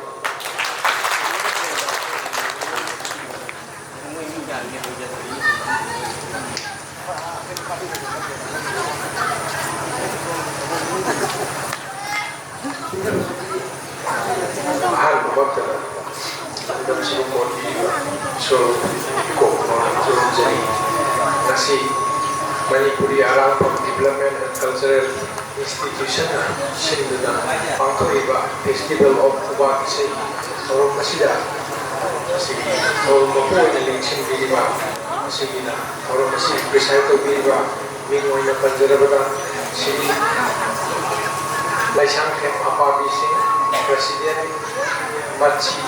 Ucai Kunabu Uceri Aduga Masigi Sorom Masigi Keso Bonari Papam Lang Daling Sindiriba Mingoina Panjarabada Kiran Kumar Mayang Lambam Founder Member Apal Wikai Kunabu Uceri Aduga Mang Daling Sindiriba Andaman Lai Guru Raman Vaishnav Imai Be Satra Satri Singh Aduga Electronic Media Amadi Print Media Snow Ainu Pusu Ikai Kunabu Uceri Masigi Sugum Laba Mamal Yam Laba Yamna Puning Shingai Boyba Toromasida Aidi Sumba Toromasida Yon Bibida Matasui Aidi Magedi Aini and Tagachari Tentakna Hajabatara Nasigi Pantukiba Pikraba Anang Maja Anina Kunung Isai Shaktana Manipur Naku Kandarea Di Highway Loidana Mama Mapa Singna We are not a Sibu, Manipuri culture, by pushing a Tandirama, we Kutang Kutang, we Karana Hobu Mani Haiba Karana Ahana Sakia, Haiba Kansa Ragasu, Suron Suron Oina, Kutang Kutang Oina, ꯍꯥꯏꯕꯗꯤ ꯍꯧꯈꯤꯕ ꯑꯍꯜ ꯂꯃꯟꯁꯤꯡꯅ ꯑꯃꯨꯛ ꯏꯟꯈꯠꯂꯛꯏꯕ ꯃꯊꯪ ꯁꯨꯔꯣꯟ ꯁꯝꯅꯔꯛꯑꯒ ꯁꯨꯃꯥꯏꯅ ꯁꯦꯝꯕꯤꯔꯝꯕꯗꯒꯤ ꯑꯩꯈꯣꯏꯒꯤ ꯉꯁꯤꯒꯤ ꯏꯄꯥ ꯏꯄꯨꯁꯤꯡꯅ ꯊꯝꯕꯤꯔꯝꯕ ꯈꯨꯅꯨꯡ ꯏꯁꯩꯒꯤ ꯁꯤꯒꯨꯝꯂꯕ ꯅꯨꯡꯁꯤꯔꯕ ꯏꯁꯩ ꯇꯥꯔꯨꯕ ꯃꯇꯝꯗ ꯌꯥꯝꯅ ꯅꯨꯡꯉꯥꯏꯕ ꯐꯥꯎꯖꯩ ꯑꯗꯨꯒ ꯑꯉꯥꯡꯁꯤꯡ ꯑꯁꯤꯁꯨ ꯇꯁꯦꯡꯅ ꯇꯨꯡꯒꯤ ꯄꯨꯟꯁꯤꯗꯁꯨ ꯑꯐꯕ ꯑꯣꯏꯒꯗꯕ ꯃꯥꯜꯂꯤ ꯃꯔꯝꯗꯤ ꯍꯧꯖꯤꯛꯀꯤ ꯃꯇꯝꯗ ꯑꯩꯈꯣꯏꯅ ꯑꯉꯥꯡꯁꯤꯡ ꯑꯁꯤ ꯆꯨꯝꯅ ꯑꯩꯈꯣꯏꯒꯤ ꯖꯒꯣꯏ ꯏꯁꯩ ꯇꯧꯕ ꯑꯍꯥꯟꯕ ꯃꯇꯝꯗꯗꯤ ꯑꯩꯈꯣꯏꯒꯤ ꯄꯦꯅꯥ ꯈꯣꯡꯕ ꯄꯨꯡ ꯌꯩꯕ ꯏꯁꯩ ꯁꯛꯄ ꯏꯁꯩ ꯁꯛꯄꯤ ꯂꯤꯂꯥ ꯌꯥꯎꯕ ꯗ꯭ꯔꯃꯥ ꯇꯧꯕꯤ ꯊꯥꯡ ꯇꯥ ꯇꯧꯕ ꯍꯥꯏꯕ ꯃꯤꯄꯨꯝ ꯈꯨꯗꯤꯡꯃꯛꯁꯤꯡ ꯑꯁꯦ ꯑꯍꯥꯟꯕ ꯃꯇꯝꯗꯗꯤ ꯌꯥꯝꯅ ꯍꯟꯊꯅ ꯌꯦꯡꯕ ꯆꯠꯅꯕꯤ ꯑꯃ ꯇꯧꯔꯝꯃꯤ ꯑꯗꯨꯕꯨ ꯍꯧꯖꯤꯛꯀꯤ ꯃꯇꯝꯁꯤꯗꯗꯤ ꯑꯩꯈꯣꯏꯒꯤ ꯀꯣꯑꯣꯄꯔꯦꯁꯟ ꯑꯣꯏꯅ ꯆꯠꯄ ꯌꯥꯕ ꯍꯥꯏꯕꯗꯤ ꯑꯩꯈꯣꯏꯅ ꯃꯥꯒꯤ ꯁꯤꯟꯐꯝꯗ ꯑꯩꯈꯣꯏꯒꯤ ꯁꯥꯏꯟꯇꯤꯁꯁꯤꯡꯅ ꯁꯥꯏꯟꯇꯤꯁ ꯆꯠꯆꯕ ꯑꯗꯒꯤ ꯗꯣꯛꯇꯔ ꯏꯟꯖꯤꯅꯤꯌꯥꯔ ꯁꯨꯃꯥꯏꯅ ꯆꯠꯄꯗꯧꯅ ꯑꯩꯈꯣꯏꯒꯤ ꯀꯜꯆꯔꯁꯤꯁꯨ ꯑꯩꯈꯣꯏ ꯍꯧꯖꯤꯛꯇꯤ ꯏꯁꯥꯒꯤ ꯄꯤꯛꯏꯕ ꯃꯇꯝꯗꯒꯤ ꯁ꯭ꯀꯣꯂꯔꯁꯤꯞ ꯄꯤꯕ ꯐꯦꯂꯣꯁꯤꯞ ꯄꯤꯕ ꯑꯩꯈꯣꯏꯒꯤ ꯏꯟꯗꯤꯌꯥ ꯒꯣꯔꯃꯦꯟꯅꯁꯨ ꯑꯗꯨꯒ ꯃꯅꯤꯄꯨꯔ ꯒꯣꯔꯃꯦꯟꯅꯁꯨ ꯑꯗꯨꯛꯀꯤ ꯃꯇꯤꯛ ꯁꯦꯟꯊꯪ ꯄꯤꯗꯅ ꯑꯩꯈꯣꯏꯅ 12ꯗ ꯑꯗꯨꯒ BAꯗ MAꯗ ꯗꯣꯛꯇꯔꯦꯠ ꯇꯧꯔꯀꯥꯟꯗ ꯑꯩꯈꯣꯏꯒꯤ ꯑꯦꯁꯤꯁꯇꯦꯟ ꯄ꯭ꯔꯣꯐꯦꯁꯔ ꯑꯣꯏꯔꯒ ꯗꯥꯏꯔꯦꯛꯇꯔ ꯑꯣꯏꯕ ꯌꯥꯕꯒꯤ ꯂꯝꯕꯤꯗ ꯂꯥꯛꯑꯕꯅꯤꯅ ꯑꯩꯈꯣꯏꯒꯤ ꯀꯜꯆꯔ ꯇꯧꯕ ꯃꯇꯝꯗ ꯍꯧꯖꯤꯛꯇꯤ ꯑꯩꯈꯣꯏꯅ ꯃꯥꯏ ꯄꯥꯛꯅ ꯇꯧꯕ ꯉꯝꯖꯔꯦ ꯍꯥꯏꯕ ꯋꯥꯐꯝꯗꯨꯃ ꯑꯩ ꯊꯝꯖꯔꯤ ꯑꯗꯨꯒ ꯃꯃꯥꯡꯗ ꯑꯩꯒꯤ ꯏꯌꯥꯝꯕ ꯒꯦꯁ ꯑꯣꯐ ꯑꯣꯅꯔ ꯑꯣꯏꯕꯤꯔꯝꯕ ꯑꯩꯈꯣꯏꯒꯤ ꯇꯥꯃꯣ ꯀꯤꯔꯟ ꯀꯨꯃꯥꯔꯅ ꯑꯩꯈꯣꯏꯒꯤ ꯃꯅꯤꯄꯨꯔꯒꯤ ꯆꯠꯅꯕꯤ ꯑꯩꯈꯣꯏꯒꯤ ꯍꯧꯖꯤꯛ ꯑꯩꯈꯣꯏꯒꯤ ꯍꯣꯡꯂꯛꯏꯕ ꯆꯠꯅꯕꯤ ꯍꯧꯖꯤꯛꯀꯤ ꯑꯔꯥꯡꯐꯝꯒꯤ ꯁꯪꯀ꯭ꯔꯤꯇꯟꯒꯤ ꯄꯨꯡꯒꯤ ꯍꯣꯡꯂꯛꯏꯕ ꯑꯍꯜ ꯂꯃꯟꯁꯤꯡꯒꯤ ꯕꯦꯕꯥꯔ ꯋꯥꯠꯂꯛꯏꯕ ꯑꯉꯥꯡꯁꯤꯡꯅ ꯁꯤꯒꯨꯝꯕꯒꯤ ꯃꯌꯥꯝꯁꯤꯒꯤ ꯃꯔꯛꯇ ꯑꯩꯈꯣꯏꯒꯤ ꯃꯤꯌꯥꯝꯕꯅ ꯌꯥꯝꯅ ꯃꯔꯤꯛ ꯆꯨꯝꯕ ꯋꯥꯐꯝ ꯀꯌꯥ ꯑꯃ ꯊꯝꯕꯤꯔꯝꯃꯦ ꯑꯗꯨꯒ ꯑꯩꯅ ꯇꯦꯟꯇꯛꯅ ꯑꯩꯈꯣꯏꯒꯤ ꯉꯁꯤꯒꯤ ꯈꯨꯕꯥꯛ ꯏꯁꯩꯁꯤ ꯑꯩꯈꯣꯏ ꯀꯝꯗꯧꯅ ꯑꯩꯈꯣꯏꯒꯤ ꯐꯦꯁꯇꯤꯚꯦꯜꯁꯤꯗ ꯑꯩꯈꯣꯏꯅ ꯉꯁꯤꯒꯤ ꯄꯥꯡꯊꯣꯛꯏꯕ ꯇꯧꯔꯤꯕꯁꯦ ꯑꯩ ꯌꯥꯝꯅ ꯑꯩꯒꯤ ꯃꯥꯏꯀꯩꯗꯒꯤ ꯅꯨꯡꯉꯥꯏꯖꯩ ꯑꯩꯅ ꯈꯨꯕꯥꯛ ꯏꯁꯩꯒꯤ ꯃꯇꯥꯡꯁꯤꯗ ꯍꯥꯏꯗ꯭ꯔꯤꯉꯩꯗ ꯁꯤꯟꯕꯤꯔꯤꯕ ꯂꯥꯡꯕꯤꯔꯤꯕꯁꯤꯡ ꯑꯁꯦ ꯑꯩꯈꯣꯏꯒꯤ ꯑꯔꯥꯡꯕꯝꯒꯤ ꯑꯩꯈꯣꯏꯒꯤ ꯑꯣꯖꯥ ꯒꯨꯔꯨꯁꯤꯡꯅ ꯁꯤꯟꯕꯤꯕꯅꯤ ꯑꯗꯨꯒ ꯃꯔꯨꯑꯣꯏꯅ ꯑꯩꯈꯣꯏꯅ ꯑꯔꯥꯡꯕꯝꯁꯤ ꯑꯩꯈꯣꯏꯅ ꯃꯤꯑꯣꯏꯕꯅ ꯉꯁꯥꯏ ꯑꯩꯅ ꯍꯥꯏꯖꯔꯤꯕꯗꯨꯅꯤ ꯀꯜꯆर ꯇꯧꯕ ꯃꯇꯝꯗ ꯑꯔꯥꯡꯕꯝꯒꯤ ꯃꯆꯥ ꯑꯔꯥꯡꯕꯝ ꯍꯥꯏꯅ ꯌꯥꯝꯅ ꯑꯃ ꯑꯩꯈꯣꯏꯅ ꯈꯟꯅꯔꯝꯕꯗꯣ ꯉꯁꯤꯒꯤꯗꯤ ꯑꯩꯈꯣꯏꯅ ꯏꯟꯇꯔꯅꯦꯁꯅꯦꯜꯒꯤ ꯊꯥꯛꯇ ꯑꯩꯈꯣꯏꯅ ꯅꯠ ꯁꯪꯀ꯭ꯔꯤꯇꯟꯁꯤ ꯑꯩꯈꯣꯏꯒꯤ ꯌꯨꯅꯦꯁꯀꯣꯅ ꯃꯁꯛ ꯈꯪꯉꯦ ꯍꯥꯏꯗꯅ ꯑꯩꯈꯣꯏꯅ ꯉꯁꯤ ꯇꯧꯔꯤꯕ ꯑꯩꯈꯣꯏꯒꯤ ꯁꯣꯞ ꯍꯥꯏꯔꯒꯗꯤ ꯑꯩꯈꯣꯏ 2013ꯗ ꯑꯩꯈꯣꯏꯒꯤ ꯗꯤꯁꯦꯝꯕꯔꯒꯤ 4ꯁꯦ ꯑꯩꯈꯣꯏ ꯁꯪꯀ꯭ꯔꯤꯇꯟ ꯗꯦꯅ ꯑꯩꯈꯣꯏꯅ ꯃꯅꯤꯄꯨꯔ ꯒꯣꯔꯃꯦꯟꯅ ꯂꯥꯎꯊꯣꯛꯈ꯭ꯔꯦ ꯑꯗꯨꯒ 2013ꯗ ꯑꯩꯈꯣꯏꯒꯤ ꯅꯠ ꯁꯪꯀ꯭ꯔꯤꯇꯟ ꯑꯁꯦ ꯌꯨꯅꯦꯁꯀꯣꯅ ꯃꯁꯛ ꯈꯪꯉꯦꯕ ꯏꯟꯇꯔꯅꯦꯁꯅꯦꯜꯒꯤ ꯊꯥꯛꯇ ꯍꯥꯏꯔꯤꯕ ꯏꯟꯇꯔꯅꯦꯁꯅꯦꯜꯒꯤ ꯊꯥꯛꯇ ꯑꯩꯈꯣꯏꯒꯤ ꯅꯠ ꯁꯪꯀ꯭ꯔꯤꯇꯟ ꯃꯁꯛ ꯈꯪꯕꯁꯦ ꯑꯔꯥꯡꯕꯝ ꯌꯥꯎꯗ꯭ꯔꯒꯗꯤ ꯑꯩꯈꯣꯏꯒꯤ ꯅꯠ ꯁꯪꯀ꯭ꯔꯤꯇꯟ ꯍꯥꯏꯕꯁꯤꯗ ꯃꯄꯨꯡ ꯐꯥꯕ ꯅꯠꯇꯦ ꯑꯩꯈꯣꯏꯅ ꯅꯠ ꯁꯪꯀ꯭ꯔꯤꯇꯟ ꯍꯥꯏꯔꯒ ꯑꯩꯈꯣꯏꯅ ꯄꯨꯡ ꯏꯁꯩ ꯆꯣꯡꯉꯤꯕ ꯐꯜꯂꯤꯕ ꯑꯗꯨꯒ ꯄꯥꯡꯊꯣꯛꯏꯕ ꯑꯩꯈꯣꯏꯒꯤ ꯌꯥꯎꯔꯤꯕ ꯑꯗꯒꯤ ꯄꯨꯡꯒꯤ ꯏꯁꯩꯒꯤ ꯆꯣꯂꯣꯝꯒꯤ ꯆꯣꯡ ꯐꯜꯂꯤꯕ ꯈꯥꯛꯇꯗꯣ ꯑꯗꯨ ꯈꯛꯇ ꯅꯠꯇꯦꯕ ꯃꯗꯨꯗ ꯑꯩꯈꯣꯏꯅ ꯌꯥꯎꯔꯤꯕ ꯍꯥꯏꯗꯤ ꯑꯔꯥꯡꯕꯝꯒꯤ ꯔꯣꯜꯁꯤꯁꯨ ꯑꯗꯨꯛꯀꯤ ꯃꯇꯤꯛ ꯆꯥꯎꯕ ꯑꯔꯥꯡꯕꯝꯁꯤꯅ ꯃꯍꯥꯛꯀꯤ ꯂꯣꯏꯕꯗꯒꯤ ꯑꯩꯈꯣꯏꯒꯤ ꯍꯧꯗ꯭ꯔꯤꯉꯩꯗꯒꯤ ꯅꯣꯡꯃ ꯆꯍꯤꯗ ꯇꯧꯕ ꯇꯥꯔꯣ ꯅꯣꯡꯃ ꯋꯥꯠꯂꯤꯉꯩꯗꯒꯤ ꯑꯩꯈꯣꯏꯒꯤ ꯊꯧꯔꯝ ꯄꯥꯡꯊꯣꯛꯀꯗꯧꯔꯤꯕꯅꯤ ꯏꯃꯨꯡꯁꯤꯗ ꯀꯔꯝꯕ ꯑꯃ ꯂꯨꯍꯣꯡꯕ ꯑꯃ ꯄꯥꯡꯊꯣꯛꯄ ꯇꯥꯔꯦ ꯑꯔꯥꯡꯕꯝꯁꯤꯅ ꯃꯐꯝ ꯃꯇꯝ ꯆꯥꯅ ꯑꯩꯈꯣꯏꯒꯤ ꯑꯍꯜ ꯂꯃꯟꯁꯤꯡꯁꯤꯅ ꯊꯝꯕꯤꯔꯝꯕ ꯅꯤꯇꯤ ꯅꯤꯌꯣꯝꯁꯦ ꯉꯥꯛꯑꯀꯥꯟꯗ ꯑꯩꯈꯣꯏꯒꯤ ꯑꯔꯥꯡꯕꯝꯁꯤꯅ ꯑꯩꯈꯣꯏꯒꯤ ꯁꯛꯏꯕ ꯁꯣꯜꯂꯤꯕ ꯏꯃꯨꯡꯒꯤ ꯃꯤꯄꯨꯝ ꯈꯨꯗꯤꯡꯃꯛꯁꯦ ꯂꯝꯖꯤꯡꯉꯒ ꯄꯨꯔꯤꯕꯅꯦꯕ ꯑꯗꯨꯅ ꯃꯁꯤꯒꯤ ꯊꯥꯛꯇ ꯑꯩꯈꯣꯏꯅ ꯑꯔꯥꯡꯕꯝ ꯍꯥꯏꯕꯁꯦ ꯌꯥꯝꯅ ꯏꯝꯄꯣꯔꯇꯦꯟ ꯑꯣꯏ ꯑꯩꯈꯣꯏꯅ ꯀꯔꯝꯕ ꯑꯃ ꯇꯧꯕ ꯃꯇꯝꯗ ꯑꯔꯥꯡꯕꯝ ꯌꯥꯎꯗꯅ ꯑꯩꯈꯣꯏ ꯄꯥꯡꯊꯣꯛꯄ ꯌꯥꯗꯦ ꯍꯥꯏꯕꯗꯤ ꯄꯥꯡꯊꯣꯛꯄꯗꯤ ꯌꯥꯏ ꯑꯗꯨꯕꯨ ꯃꯄꯨꯡ ꯐꯥꯕ ꯍꯥꯏꯕꯗꯤ ꯁꯪꯀ꯭ꯔꯤꯇꯣꯟ ꯑꯃ ꯇꯧꯒꯦ ꯍꯥꯏꯕ ꯃꯇꯝꯗꯗꯤ ꯑꯔꯥꯡꯕꯝ ꯑꯁꯤ ꯌꯥꯎꯗ꯭ꯔꯒꯗꯤ ꯑꯩꯈꯣꯏ ꯃꯄꯨꯡ ꯐꯥꯗꯦ ꯃꯔꯝ ꯑꯗꯨꯅ ꯑꯩꯈꯣꯏꯅ ꯌꯨꯅꯦꯁꯀꯣꯅ ꯃꯁꯛ ꯈꯪꯉꯦ ꯍꯥꯏꯕ ꯑꯩꯈꯣꯏꯅ ꯏꯟꯇꯦꯟꯖꯤꯕꯜ ꯀꯜꯆꯔꯦꯜ ꯍꯦꯔꯤꯇꯦꯖꯇ ꯃꯁꯛ ꯈꯪꯉꯦ ꯍꯥꯏꯔꯤꯁꯦ ꯑꯩꯈꯣꯏ ꯑꯔꯥꯡꯕꯝ ꯍꯥꯏꯕ ꯄꯣꯠꯁꯛꯁꯦ ꯑꯩꯈꯣꯏ ꯌꯥꯎꯗꯕ ꯌꯥꯗꯦ ꯍꯥꯏꯕꯗꯨꯅ ꯑꯩ ꯃꯌꯥꯝꯗ ꯊꯝꯖꯔꯤꯕꯁꯦ ꯑꯗꯨꯒ ꯑꯩꯒꯤ ꯏꯌꯥꯝꯕꯅ ꯉꯁꯥꯏ ꯃꯅꯤꯄꯨꯔ ꯒꯣꯔꯃꯦꯟꯅ ꯑꯃꯗꯤ ꯑꯩꯈꯣꯏ ꯁꯦꯟꯇ꯭ꯔꯦꯜ ꯒꯣꯔꯃꯦꯟꯅ ꯑꯩꯈꯣꯏꯒꯤ ꯄꯤꯕꯝ ꯊꯣꯛꯄ ꯑꯥꯔꯇꯤꯁꯁꯤꯡꯒꯤ ꯄꯤꯕ ꯍꯥꯏꯕ ꯃꯇꯝꯁꯤꯗ ꯑꯩꯈꯣꯏꯅꯁꯨ ꯍꯥꯟꯅ ꯑꯩꯈꯣꯏꯅꯁꯨ ꯃꯌꯥꯝꯗꯨꯗꯤ ꯍꯥꯏꯖꯈꯤꯕꯅꯤ ꯑꯗꯨꯒ ꯍꯧꯖꯤꯛ ꯃꯅꯤꯄꯨꯔ ꯒꯣꯔꯃꯦꯟꯅ ꯑꯔꯥꯡꯕꯝꯒꯤ ꯄꯦꯟꯁꯤꯟ ꯄꯤꯕ ꯃꯌꯥꯝ ꯑꯃ ꯇꯧꯏ ꯑꯗꯨꯕꯨ ꯃꯅꯤꯄꯨꯔ ꯒꯣꯔꯃꯦꯟꯒꯤ ꯑꯩꯈꯣꯏ ꯄꯦꯟꯁꯤꯟꯁꯤꯗ ꯐꯪꯍꯧꯗꯕ ꯆꯍꯤ ꯍꯨꯝꯐꯨꯒꯤ ꯃꯊꯛ ꯑꯗꯨꯒ ꯆꯍꯤ 65-40ꯐꯥꯎꯒꯤ ꯃꯅꯨꯡꯗ ꯂꯩꯕꯁꯤꯡꯗꯤ ꯑꯩꯈꯣꯏꯒꯤ ꯁꯦꯟꯇ꯭ꯔꯦꯜ ꯒꯣꯔꯃꯦꯟꯅꯁꯨ ꯑꯩꯈꯣꯏ ꯄꯤꯖꯩ ꯑꯩꯈꯣꯏ ꯍꯧꯖꯤꯛ ꯃꯃꯥꯡꯗꯁꯨ ꯑꯩꯈꯣꯏ ꯖꯨꯟꯒꯤ ꯂꯥꯁ ꯋꯤꯛꯇ ꯂꯣꯏꯈ꯭ꯔꯦ ꯑꯗ ꯃꯁꯤꯁꯤ ꯑꯩꯈꯣꯏ ꯖꯦꯟ ꯗꯥꯟꯁ ꯑꯦꯀꯥꯗꯃꯤꯗ ꯑꯩꯒꯤ ꯐꯣꯟ ꯅꯝꯕꯔꯗ ꯑꯃꯨꯛ ꯍꯌꯦꯡ ꯇꯧꯕꯤꯔꯛꯎ ꯑꯗꯨꯒ ꯍꯥꯏꯔꯤꯁꯤꯗ ꯑꯩꯈꯣꯏꯅ ꯑꯔꯥꯡꯕꯝ 5 ꯑꯃ 6 ꯑꯃ ꯍꯥꯏꯕꯗꯤ masigi form se ekoi officially oibanina ekoi masigi date of birth biodata adu income certificate adu magi pokponi certificate adu mahana tawjarappa matam kyam kuina arang maramda tawre culture gi maramda kyam tawre sungna pungdi isai sumai tawtana ekoi art form singsta leiba chahi umuri matham ta leiba singna thaba yaba adu ba ekoi scheme ama lei aduna ai phone number da ai hambiro arang ko biriba singna aduga pambiba ai manipur culture to biriba to khaliba perform nga ta leiba singna ai phone number da tawga hambira ka hai form ji mention bira ka dai koina ya government da thajara ka da mani chahi amani rupal sing taruk tha amagi sing taruk phangba ya gi ko jaba ma lei si mai mayam da pawdum jani mayam su biro aduga aina losilakpada akoina anga oiringai akoina sum tajarappa matamda akoina kubagi sei habasi akoina kangda alaman singna akoina piingai matamda anga macha singna chongdana phandana nupi kubagi sei nupa macha sing kubagi sei tawdana akoina piingai da urak adubu hojiki matam sidadi akoi miyoi bisikunai sina akoigi wanarakpa haigadra aduga akoigi pamnarakta haigadra natragana akoigi kariguma khara thaidoknabagi oigadra sugumba mayamsina lakpadagi akoina kitang hairiba kubagi sei aduga leiba kangni choje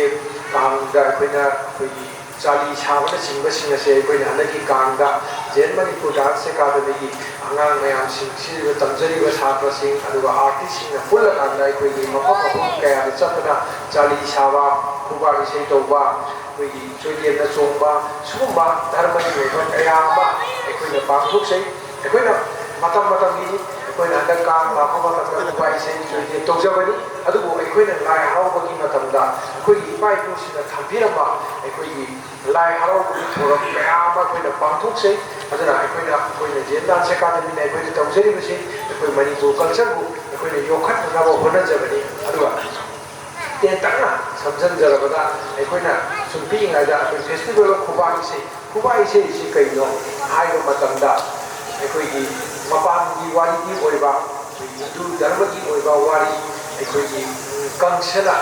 akoigi mahaki masanabi akoigi devaki da pokpa haibadi krishna si akoigi nipan suba macha nupana kangsabu hatkani hairakpa matamsida akoigi kangsasina akoigi devaki da pokpa macha singsi mathang halakpa matamda nipan suba macha si hatki haidana tawrokpa matamsida akoigi macha nupasi krishna si akoigi thaidokhraba matungda akoigi halaudraba aduga akoigi yashoda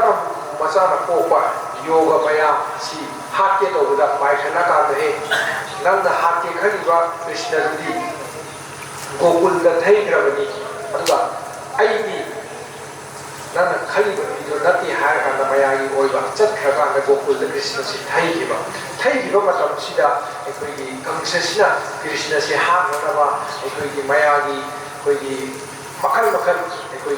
hinchabi kaya thabana adigi magi machanapi Putana Thavana, Haiba Krishna say Hapa, Namnava Honara for the Hapa Namakadagi, Magi Hek Manamupa, Ankurchi,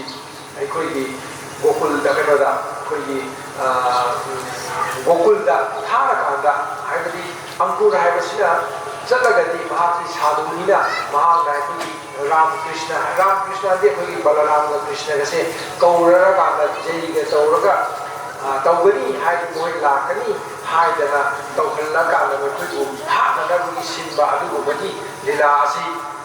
wari ni mapam gi oiba hindu dharma gi oiba adu culture di ekoi gi maitai si pai kusina thambiramba ekoi gi maitai gi koi khuba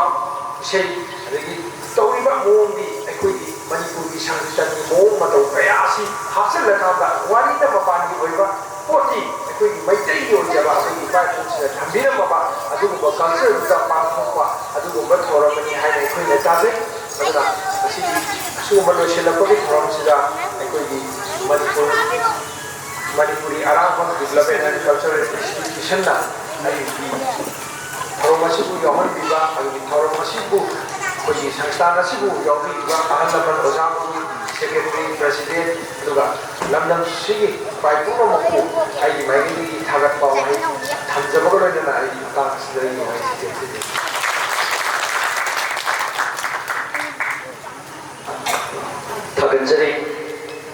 kai khunna jariba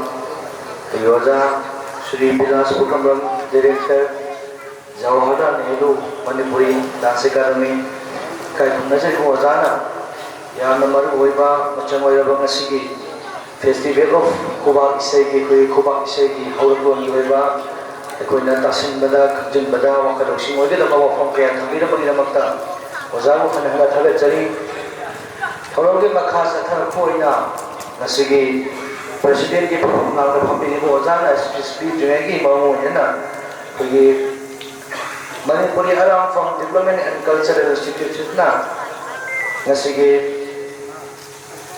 felicitation tawbagi ang amakdang lojagi ngasigi mana pebigada felicitation tawbigada oja se su masida yoga leire kogi mingoi hangatjarabada Leitan Them Buddha Maitei kogi apopa Leitan Them Gonesor Lain Gabi Maning Leikai da leiba hojik makna oja se Manipuri Aram from Development and Cultural Institution ki Assistant Secretary Uensu Thoguri oja se iram damasige ipana ipuna ku yokat ufat bom latangda adugi mati achobu thoglang lo riba amadi machina torokwa thabak thorum kaya da manghi thana chen dona tana iram damasige na ki oiba deva karma luhomba sharada asti nahut narena singba thorum kaya dasu maipuna na thorum kaya mo mayo kana tubili ba adugo ba ikai khumnar mo ajani le na mahasi na oiba thorum masiga mari leina ba Manipuri oiba aram pham gi oiba thogo thorum kaya dasu mapu ina sel badana tana workshop kaya yauki raba amade akham ai oda sing kaya ge makha dagi mahi machine akha kulaitana awat kulaitana tamlaba adu guruba ozani oza sibu felicitation tobina bagi damak tana sige mayai tambal thakta election biriba kai najari bo oza MDA bo oza sibu felicitation tobina bagi damak ta oza ni phom so hanga chare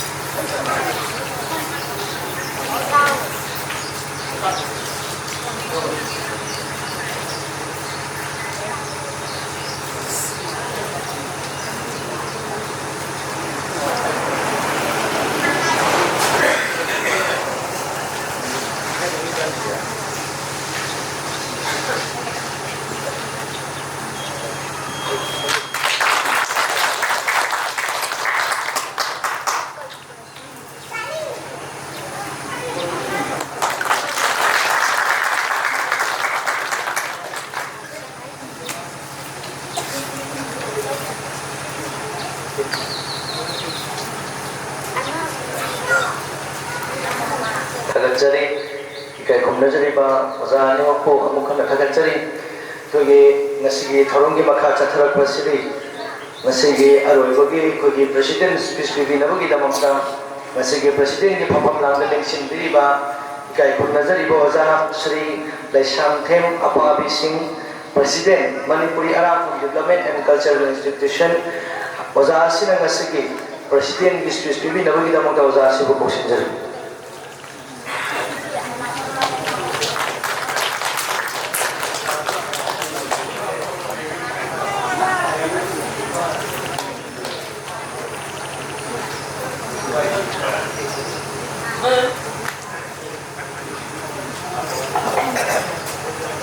Sige ko ni sawa dia tu hai mai ni masuk kuno ai di tu lo wang nang ko ni wang nang sa ba tu kita sa ba ko kita sa je ni ko ni mai ko kita siang sa je ni wang nang ni ai dia tu ko ya nang ko na sa ba ka ku ba ni 강이 그이 세요. 아주 그게 강이 맞던 저 사바다에 MDA bo oza sibu felicitation tobina bagi damuta oza ni phom so hanga chare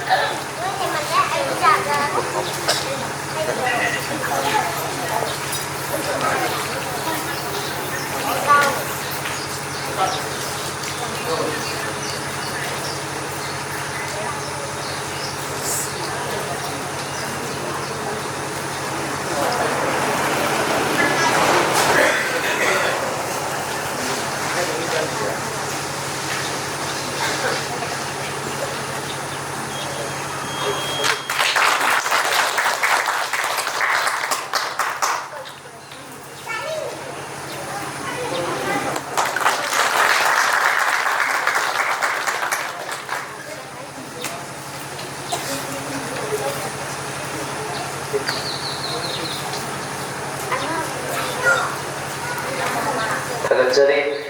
kai khumnajariba oza animakpo amukhanna thagatsari kogi ngasigi thoronggi makha chatharakpasiri ngasigi aroibagi kogi president speech bibinabagi damamta ngasigi president gi phapam langda lengsindiriba kai khumnajariba oza Sri Laishamthem Apabi Singh President Manipuri Aram Development and Cultural Institution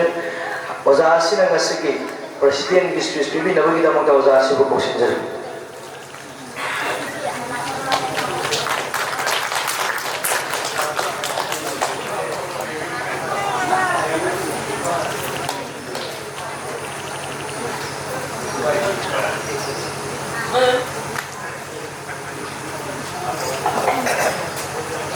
Sige ko ni sawa dia tu hai ku mai ni yang masuk kuno ai di ko lo wang nang ko di wang nang sa ba tu ta sa ba ko ta sa je ko ni ko di mai ko ku ta sien sa je ko ni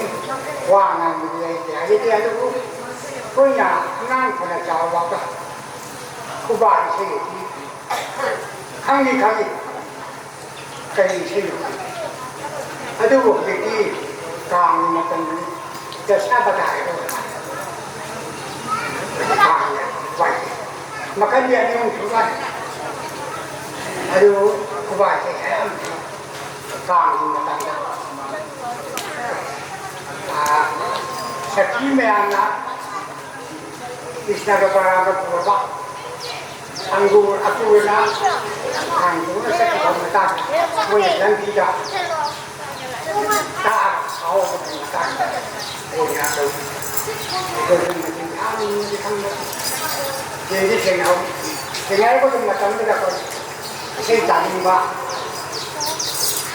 buat saya kan, kau tidak ada, jadi aku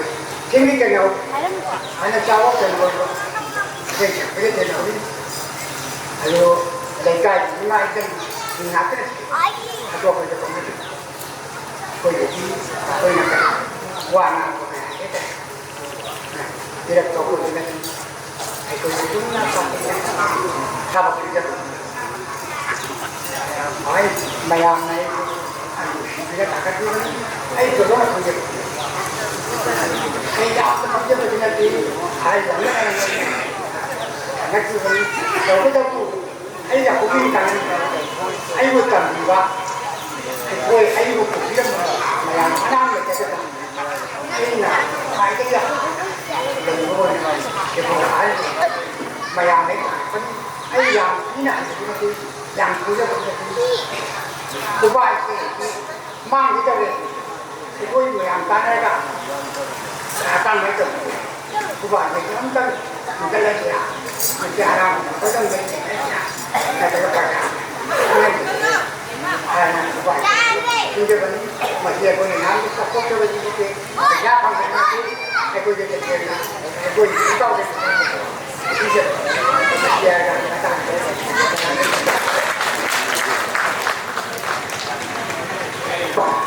Agar cari oza Sri Laishamthem Apabi Singh bagi asige president susbibi bagi damukta makatarakpasidi asige thormasigi loselapagi thagat warol bodok things bibina bagi damukta ningon hanggatjarabada kai kunner bosa KS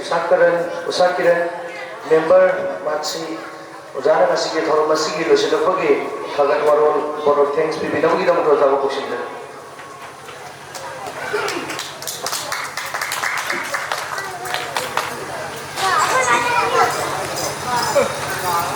Sari ngasi August ki tarikh 8 ngawajing namit asida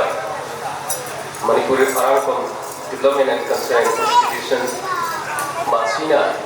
Pangkok Sariba Festival on Kuba Isai Hairiba Festival from Masida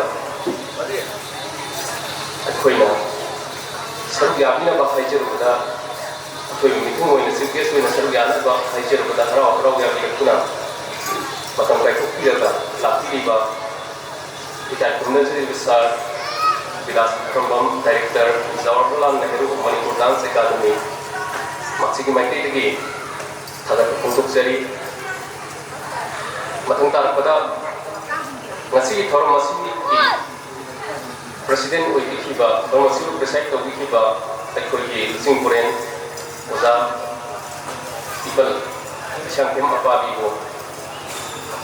ꯊꯥꯒꯠꯄ ꯐꯣꯡꯗꯣꯛꯆꯔꯤ ꯂꯦꯡꯕꯤꯗꯅ ꯑꯃꯗꯤ ꯑꯔꯥꯞꯄ ꯑꯃꯁꯨꯡ ꯑꯅꯛꯄꯗꯒꯤ ꯂꯦꯡꯕꯤꯔꯛꯂꯤꯕ ꯂꯝꯕꯤꯗ ꯂꯩꯔꯤꯕ